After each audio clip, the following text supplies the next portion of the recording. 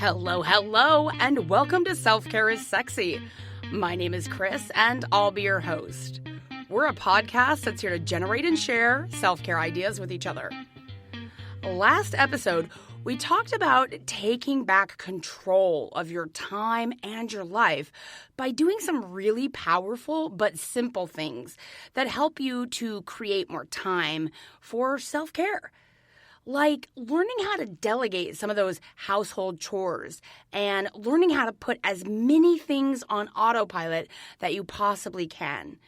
If you missed that show, you can always check us out and catch up on iTunes, Spotify, iHeartRadio, and really anywhere you get your podcasts from. I want to give you a quick preview of what to expect from today's show.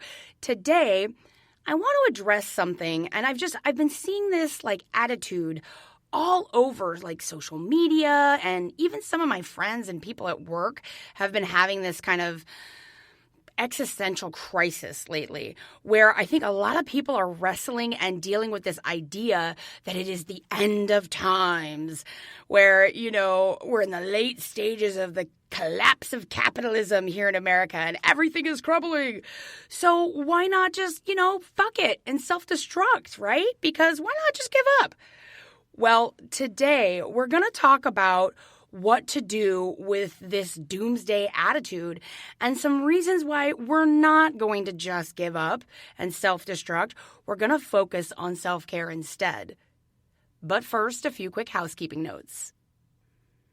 Hello, everyone. Welcome to the podcast. If you are new to my show, I want to send you a very special shout out. Welcome. I'm so glad that you're checking us out, and I'm really proud of you for taking some time to fill your ear holes with encouragement and positivity and hopefully get some great ideas on self-care. And if you are one of my returning listeners, I just want to thank you so much for tuning in and let you know it means so much to me that you're continuing this journey of learning how to love yourself, learning about self-compassion, learning exactly what you need to do to put yourself first. Today's show, we're going to be addressing these two very strong opposing ideas that are kind of out there in the world right now. Between this mentality of fuck it, we're all going to die. It's the end of times. And so we might as well do all the shit we never let ourselves do before, like overindulging and just not taking care of ourselves. We're all on the way out, so F it, right? And then there's this other mentality out there that's kind of circling around the sort of self-help world. I've seen it on TikTok. I've seen it everywhere about this super hyper-focused self-care that, includes lots of change to your daily routine, lots of new things that you've never tried before, lots of products, lots of love yourself kind of stuff, which is great. And truthfully, on the real, there is absolutely 100% real concrete evidence that, the world is going to shit. That America, as we know it, is ending and it's the death of capitalism. It's all going to burn down to the ground. All of that is true. However, if you focus on the doom and gloom and you're looking for that, that's all you're going to see. That's the evidence that you're going to start seeing. Your brain is going to look for it wherever wherever you go. And if you're focusing on it, your brain's just going to keep looking for ways to prove that right. It's kind of that when you buy a new car and you start seeing that new car everywhere. Your brain is pretty primitive and it's really kind of difficult to control sometimes. So if you start looking for these examples of how it's all going to shit, you're going to start seeing more of them. And what does that do for your mental health? Right? What does that do? It completely puts it in the shitter. While, again, I'm not trying to downplay the fact that there is this real sort of feeling of we're out of control and there's no one's driving the bus. I don't want to diminish that because that is a thing. However, it's not really helpful or good for you to be focusing solely on that right now. You can give it a little attention. Notice it's there. Hi, end of the world. I see you coming. But wouldn't you rather focus on taking good care of yourself, putting yourself in a really strong mental health state so that if and when the end of times actually does come, the lights go out and we're all fighting each other, World War III style, you have the tools and all of the abilities within you to take care of yourself. and to be strong and to be connected and in tune with what's going on inside so that you can respond to kind of this craziness that's happening around you, regardless if the lights are on or not. And the problem with self-destruction is that it's not going to make anything any easier as you go through it anyway, right? If the lights go out and it all burns down, if you have self-destructed up and until that point, that hangover is going to hurt like a bitch. So here's 6 reasons why you're not going to self-destruct right now. And we're going to focus on self-care instead. Number 1, and the most important reason that you're not going to self-destruct right now is because you don't know what's going to happen. It's good to be pragmatic. I get it, and yes, America is crumbling. Our system is failing. But you don't know how it's going to end. You just don't know. So spending some time on yourself each day to love yourself and to get to know yourself and do self-care whenever you can, however you can, before these eventual breadlines and chaos and all of the stuff starts happening, it'll give you a lot more strength and courage to face that in a way that's going to help you be resilient because you will have built that really close connection with yourself. So I want you to make sure that you're doing self-care that helps you to be a capable, healthy part of the solution. We don't know what's going to happen next. There is a lot of uncertainty in the world right now, in the air. But you can create a sense of certainty by knowing that you have your own back. You're showing up for yourself. You're doing the things that you can do every day to make you the priority. You're getting in your exercise. You're getting in your water. You're making time for the things that you enjoy. You're saying no to obligations that just really aren't that important right now. You're maybe taking your foot off the gas when it comes to work or other responsibilities so that you can create that time to tend to yourself. Because if you're in the doom and gloom headspace and you're really focused on it's all going to end, again, don't you want to be really strong for when that happens?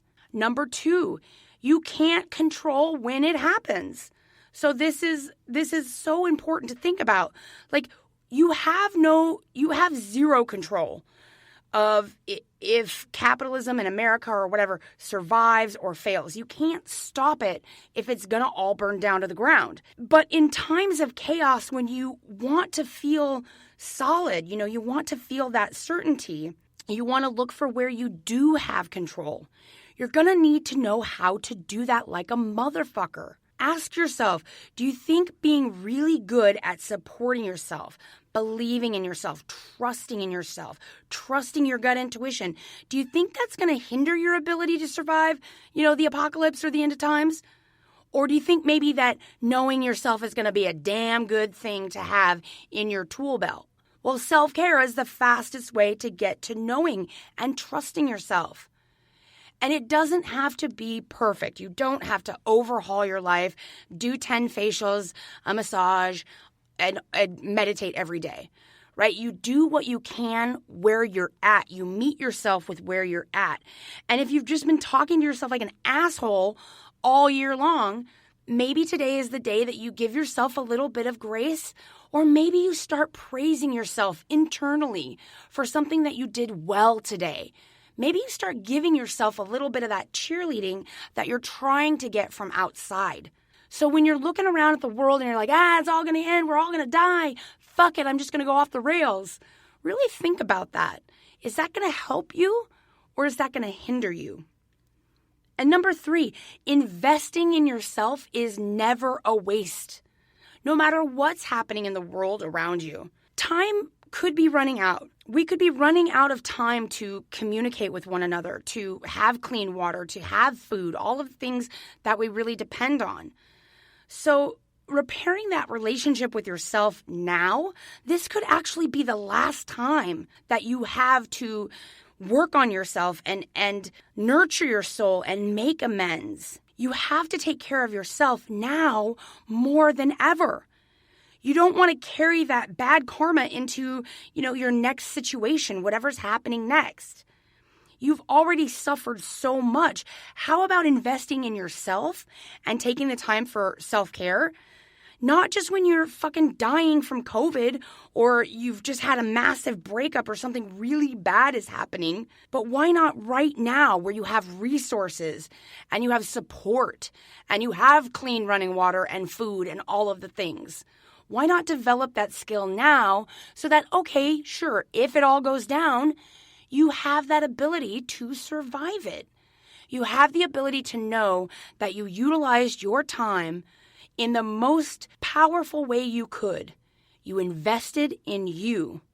And you're taking you with you no matter what happens around you.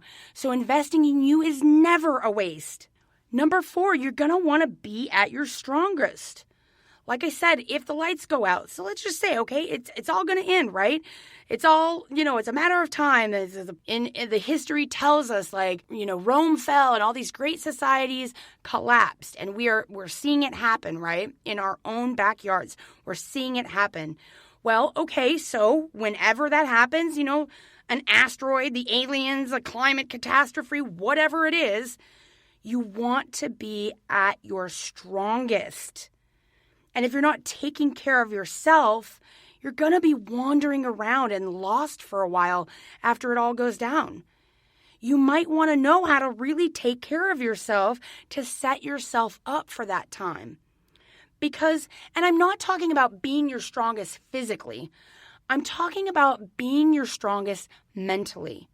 So that when you are in situations that are PTSD inducing, that are trauma related, when you're in those unavoidable situations, you have this inner strength. You have a tether that you can hold on to so you don't just lose your shit and become one of the discarded masses, And I know that being strong is this indication that you have to do everything right or that you have to be, on your game 100% of the time. No, you know what being strong is? Being strong is saying no to something you've always done and making time for yourself instead. That takes giant fucking balls. Because if you've always done the laundry and you make the decision like, hey, I'm not doing the laundry, I'm gonna let it pile up, it takes mental gymnastics to get through that and love yourself enough to give yourself the couple of hours for a nap or a bath or a walk or some tea or time with your hula hoop. Whatever it is that self-care is for you, you want to be at your strongest in these moments of chaos. And the way to get there is to really take care of yourself. Number 5, and you know what? Even if it is all going to go to hell, you still get to do what you want. Okay, so whatever you want to do, decide that that's what you're going to do this year. Whatever big, goal that you've had in mind or a bucket list item or something you've always wanted to try. Now is the time to take action on that. Now is the time to tell yourself, I'm worth spending the money on. I'm worth booking the cruise. I'm worth, hiking the PTC. I'm worth all of the planning and the money and the energy and the effort it takes to do the things I want to do, big or small. Because if you utilize this time right now, this sweet spot of availability to do the things you've always wanted to do, if things go down and it's all going to end, you won't go out with regret. That's such a big piece. There's plenty of articles and scientific evidence and studies done that people, when they're dying, the thing they regret the most is that they didn't spend time doing the things they wanted to do, or they didn't spend time with their families, or they didn't spend time doing the things that made them feel alive. Look, you've got some kind of weird hobby or thing that you're into, I'm sure of it, right? And you probably don't give that thing, whatever it is for you, a lot of your attention because you're so concerned with these other priorities that you might think are equally important, but right now they are not. There is this trend and this movement happening in the world right now where people are really starting to reprioritize what is important to them. And if you are not on the top of that priority list, when it all goes to shit, you're going to really feel that regret. Last but not least, my reasons for why you're not going to just self-destruct because it's the end of times is that what if it doesn't end? All right.